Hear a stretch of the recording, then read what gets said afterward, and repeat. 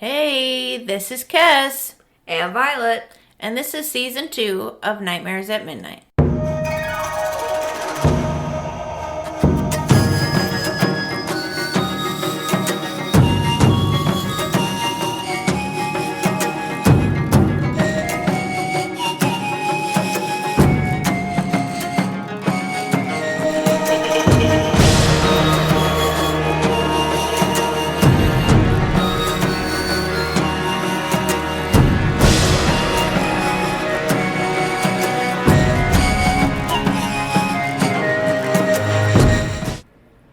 Hey everybody, and thanks for tuning back in. I know it's been a while, kind of off and on the episodes. I've been struggling here at home a little bit, but I've got Violet here with me, and we're gonna go through the Easter origins and where the Easter Bunny came from. She did most of the research for this one, so she's going to talk a lot on it. So bear with her a little bit, and I want to encourage her to grow and learn how to do the podcast so she can do it a lot more. So we're just going to jump right into it. I'm not going to give you the spiel today. We're just going to jump right into the episode. So everybody say hi to Violet. Hi, Violet. Hey! The episode, like I said, today is on Easter. Easter was just this last Sunday. For those of you that celebrate, the first question that I asked was, what is Easter? Easter is one of the holidays or feasts for Christianity. It marks the resurrection of Jesus 3 days after his death by crucifixion. For many Christian churches, Easter is the joyful end of the Lenten season. I guess I hadn't heard of Lenten before. I've heard of Lent, but I didn't realize that was short for Lenten. Never heard of it either. The earliest recorded observant of Easter comes from the 2nd century, though it is likely that even the earliest Christians commemorated the resurrection, which is an integral tenet of the faith. Pagans live their lives in strong accordances with nature's rhythms and patterns, and solstices and equinoxes were considered to be sacred times. A solstice marks the longest or shortest day of the year, while an equinox symbolizes the day when there is balance between daylight and darkness. This shows the end of one season and the beginning of another. In the northern hemisphere, Easter falls on the spring equinox, when winter is coming to an end and nature is experiencing a rebirth and renewal. This is naturally a cause for festivities and celebrations as the darkness comes to an end and plants and leaves start to regrow after the very cold winter. So around mid-300 AD, Christianity was increasing in popularity in Rome, then the center of the world. In 312, the Emperor Constantine converted to Christianity and put an end to the ongoing persecution of Christians. However, he knew that just because he had converted, it didn't mean that pagans would stop following their rituals and traditions. So he slowly started to adopt existing pagan rituals into Christian festivities.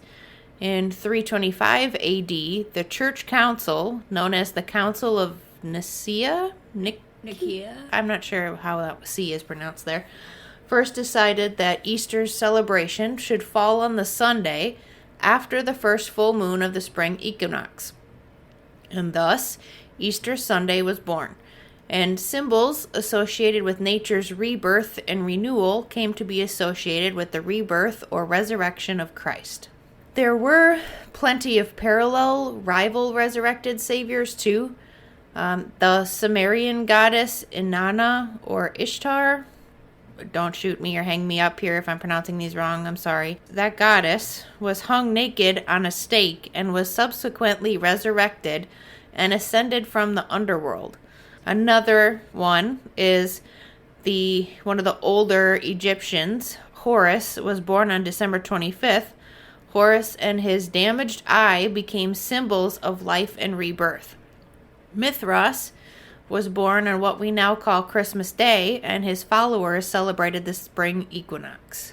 So why is Easter called Easter? The English word Easter, which parallels the German word Ostern, is of uncertain origin.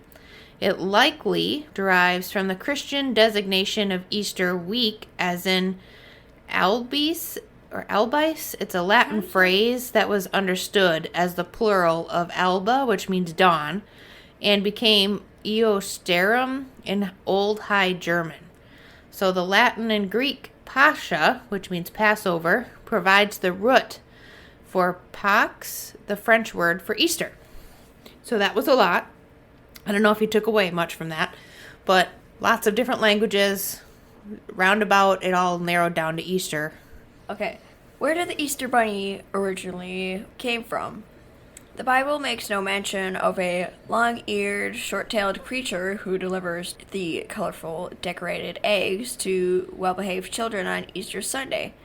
Nevertheless, the Easter Bunny has become a prominent symbol of Christianity's most important holiday. The exact origins of this mythical mammal are unclear, but rabbits, known to be prolific procreators, are an ancient symbol of fertility and new life. According to some sources, the Easter Bunny first arrived in America in the 1700s with German immigrants who settled in Pennsylvania and transported their tradition of an egg-laying hare called Osterhase or Osterhase. Quick thing, if you have watched Teen Titans Go, there's that creepy-faced bunny that had actually laid the eggs around the city. Like, I don't know that I've seen that episode. I've seen that episode, and that little legitimately made me cringe so deeply I could feel it in my heart. Anyways, their children made nests in which this creature could lay its colored eggs. Eventually, the custom spread across the U.S., and the fabled rabbit's Easter morning deliveries expanded to include chocolate and other types of candy and gifts, while decorated baskets replaced nests. Additionally, children often left out carrots for the bunny in case he got hungry from all his hopping. I would be hungry too. Well, like kinda cookies for Santa. Or milk. Yeah, exactly. One theory, according to Time magazine, is that the symbol of the rabbit stems from the ancient pagan tradition on which many of our Easter traditions are based, the festival of Easter, which honored the goddess of fertility and spring. The goddess's animal symbol was a rabbit, which have long traditionally stood for fertility due to their high reproduction rates, like Violet said. That's what prolific procreation means. Yeah. Just a random fun fact that we had found pretty interesting is that the largest Easter egg ever made was over 25 feet high and weighed over 8,000 pounds. It was built out of chocolate and marshmallow, which sounds so delicious, and supported by an internal steel frame. Okay, I would not eat that though, because obviously the steel is inside of the egg. Yeah, but it was probably for decoration in some museum or something. Or maybe that chocolate guy. You know what I'm talking about? The French one that always makes chocolate stuff on all the videos that you watch. Oh, yeah. And he made like the chocolate dinosaur or something. Oh, yeah. Oh, that was so cool. Yeah, but I can't remember his name. The fact that it's just like chocolate and marshmallows, I think of those chocolate marshmallow cubes that we get at the world's largest chocolate fountain. Oh, yeah. In Anchorage? Yeah, in Anchorage. So good. Yeah, if you haven't been there, there's, in Anchorage, Alaska, there is a store that holds the tallest chocolate fountain. And it's very Willy Wonka-esque. So it's pretty cool. And you can go in there and watch them make the candies and stuff. One time when we went in there, they were making chocolate-covered gummy bears. And that was pretty cool to watch on the belt. The belt, yeah, we'll just call it a belt. I can't think of what's the actual name? Conveyor belt. Yes, thank you. Okay. So Easter is the second best-selling candy holiday in America after Halloween. I would have thought Valentine's Day was. That too, because like Valentine's Day, because there's so much romance in the world. Chocolate. Yeah, including the chocolate. Yeah. Among the most popular sweet treats associated with this day are chocolate eggs, which date back to early 19th century Europe. Eggs have long been associated with Easter as a symbol of new life and Jesus' resurrection. Another egg-shaped candy, the jelly bean, which, I don't know if you know this, but this is Gunkin's favorite candy. Did you know that? That jelly beans are her favorite? I'll have to get her that. Yeah.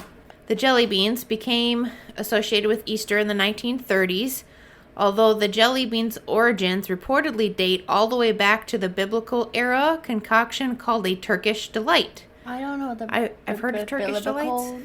Era is. I have no idea. That's like in the Jesus time. Oh, okay. And I thought a Turkish delight was a baked good, like something else.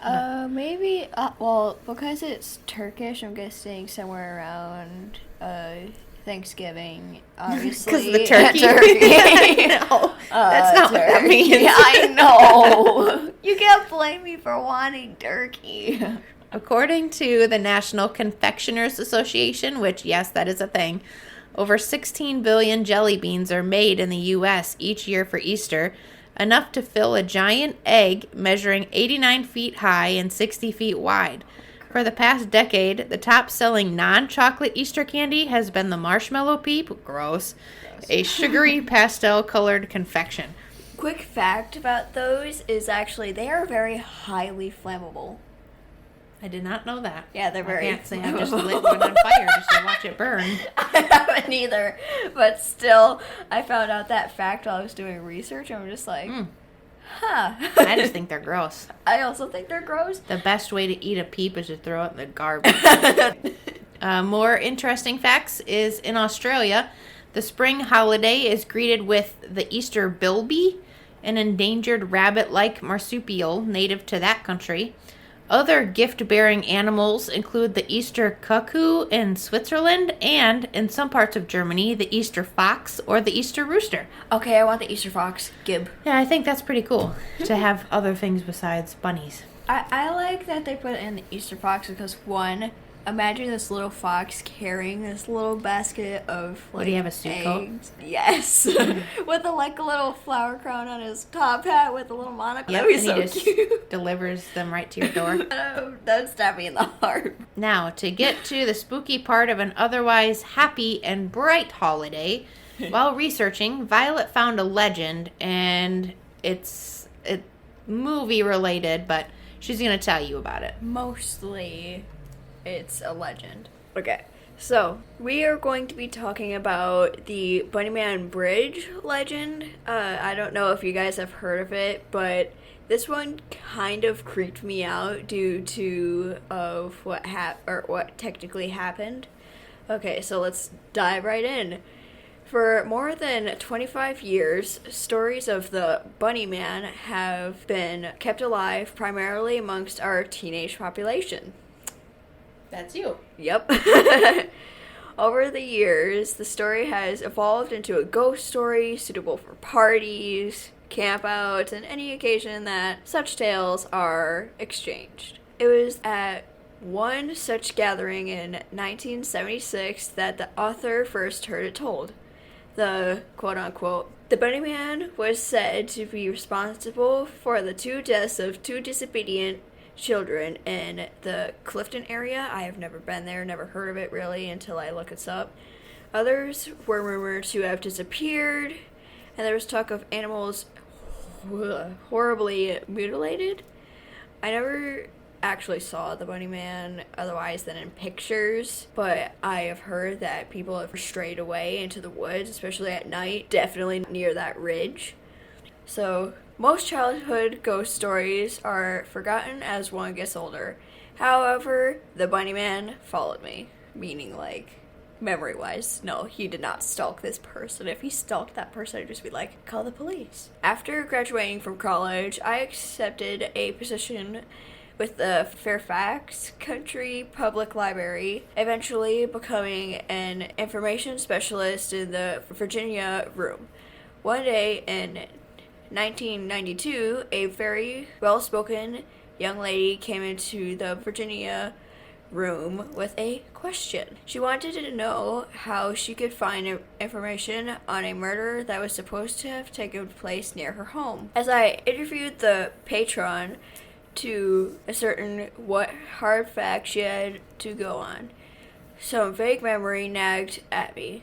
Two children were allegedly murdered by a local hermit for trespassing, and their bodies were left hanging from a covered bridge, which is usually where the bunny man is to be seen. She had no names and only a vague idea of a time frame.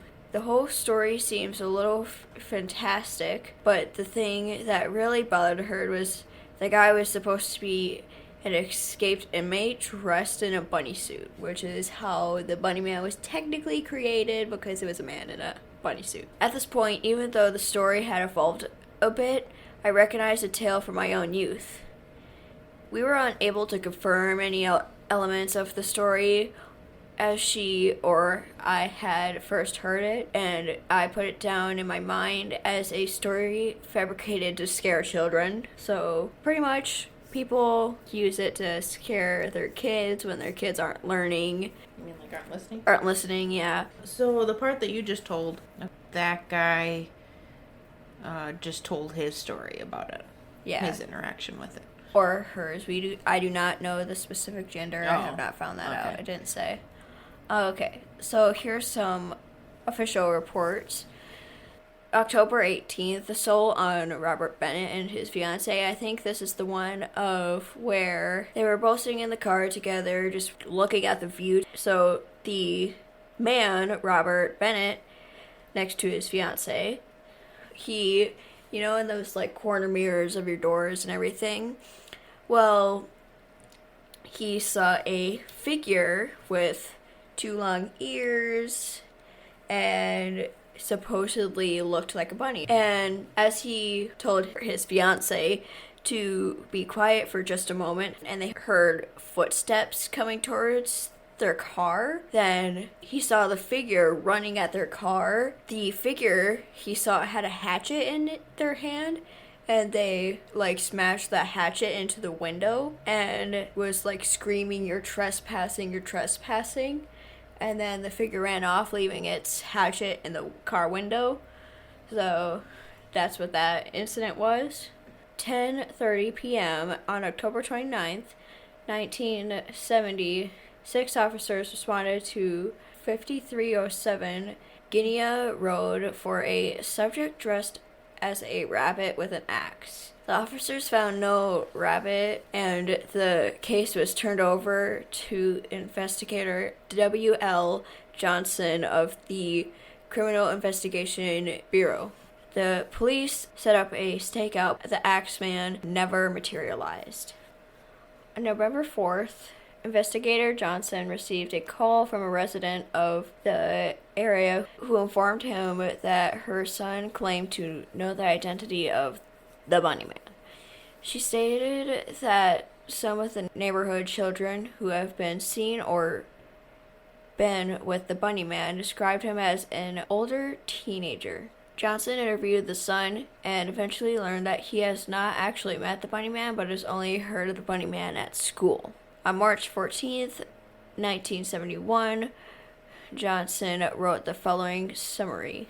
After a very extensive investigation into this and all other cases of the same nature, it has been unsubstantiated as to whether or not there really is a white rabbit. The only people who have this so-called white rabbit have been children of rather young ages, which I'm guessing these young children know the Bunny Man due to their parents telling them the story to scare the children. But anyways, continuing as what he had wrote, upon interviewing everyone in this case that may have had any knowledge of any incidents concerned a white rabbit, that has been no significant information uncovered that would lead to the identity of a person or persons that were posing as a white rabbit. This case will be marked as inactive. That was a lot. Yeah, okay, so one of the theories of who this Bunny Man is So they were driving these, I think, 10 inmates. I am not completely sure. So they had gotten into a crash while they were bringing them to their prison / mental home. What? Facility. Mental facility, thank you. They were bringing them to the mental facility. They had crashed. And they had found everyone else but this one man. And this man was known to have killed his entire family on Easter, including his own fiance. That's why he was going to the mental facility. Then soon after the crash, multiple people have given reports of sightings of under the ridge. They have seen this man in a bunny suit just standing under it, staring at them as they walked by. And if they got too close, he would slowly step forward, which would scare them away. Obviously, I would be scared of my mind. I'd call the police. Okay, let's just give a random fact.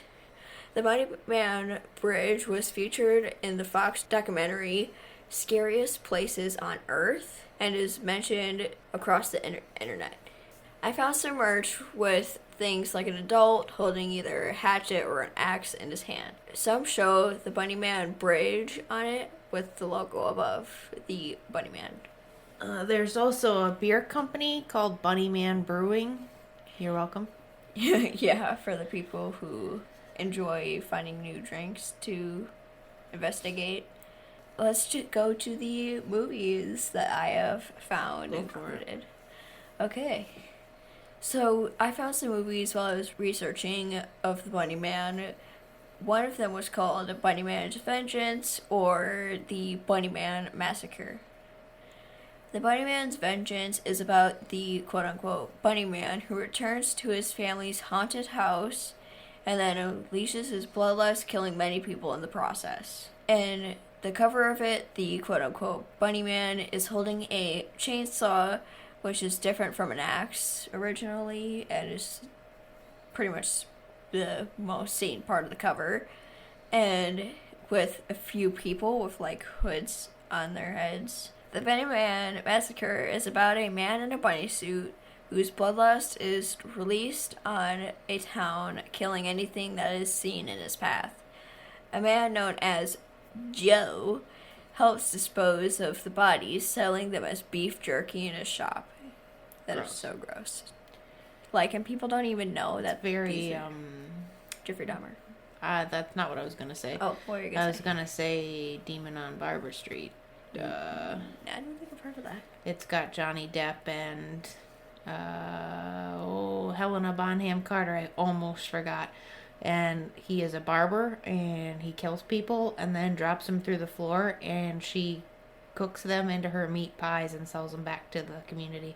Wow. It also has Alan Rickman. It also has Alan Rickman in it. How dare you? I know, I almost forgot his name too. Pregnancy Brain. Holy cow. I just didn't know his name. All the people that were listening to the podcast just now were screaming their names at me in disappointment because I couldn't remember.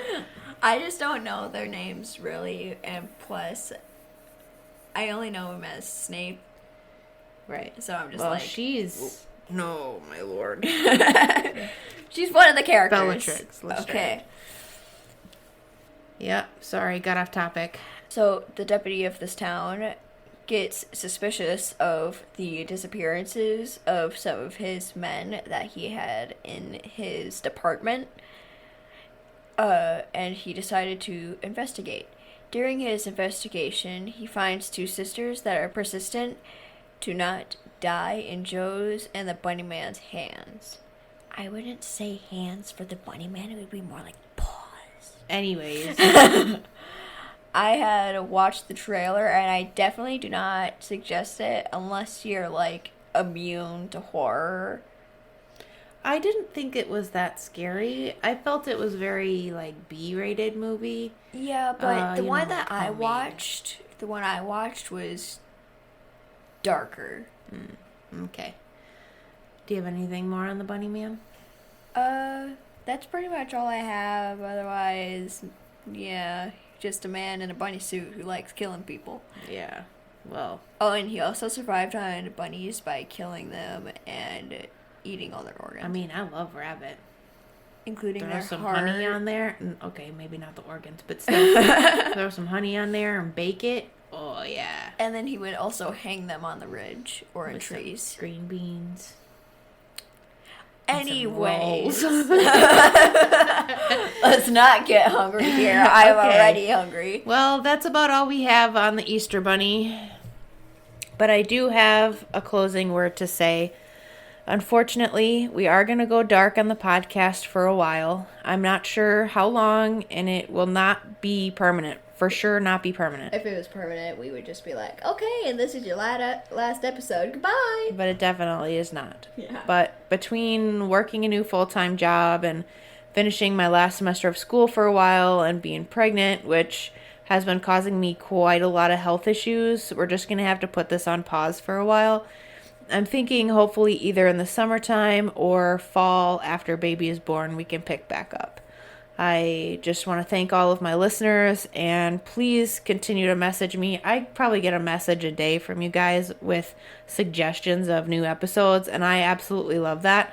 So please keep doing that, and then when I can record episodes, at random times, then I can use those ideas for that. So when I get an opportunity to record them, I definitely will. I apologize if this upsets anyone, but it is needed for our home life right now. So thanks again for listening, and whenever it may be, catch us next time.